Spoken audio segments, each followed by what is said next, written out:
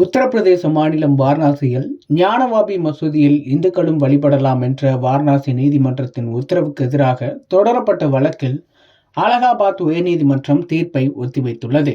உத்தரப்பிரதேச மாநிலம் அயோத்தியில் பாபர் மசூதி இடிக்கப்பட்ட இடத்தில் உச்சநீதிமன்ற தீர்ப்பின் அடிப்படையில் தற்போது ராமர் கோவில் கட்டப்பட்டுள்ளது.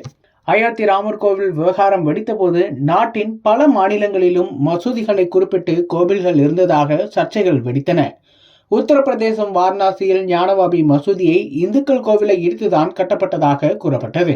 அதேபோல மதுரா மசூதியும் கோவிலை இடித்து கட்டப்பட்டதாக சர்ச்சைகள் எழுந்தன.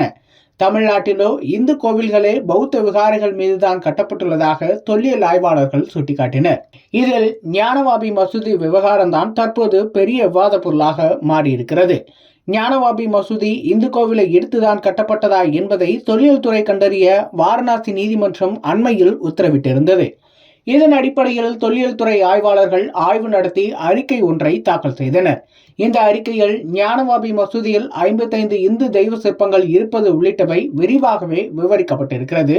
பரபரப்பை ஏற்படுத்தியுள்ளது. சிவன், விஷ்ணு, ஹனுமன் போன்ற சிற்பங்கள், சிலைகள், தூண்கள் என ஞானவாபி மசூதிக்குள் கிடைத்தவை குறித்து தொல்லியல் துறை அறிக்கையில் தெளிவாக குறிப்பிடப்பட்டுள்ளது. மேலும் ஞானவாபி மசூதியின் கீழ்த்தளத்தில் இந்துக்கள் வழிபாடு நடத்தலாம் எனவும் வாரணாசி மாவட்ட மாஜிஸ்திரேட் நீதிமன்றம் அதிரடி உத்தரவை அண்மையில் பிறப்பித்திருந்தது.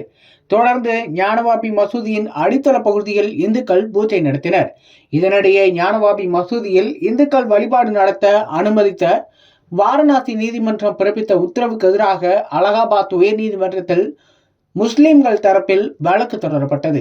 இந்த வழக்கில் இன்று காசி விஸ்வநாதர் ஆலய அறக்கட்டளையினரும் முஸ்லிம்கள் தரப்பினரும் தங்களது வாதங்களை முன்வைத்தனர்.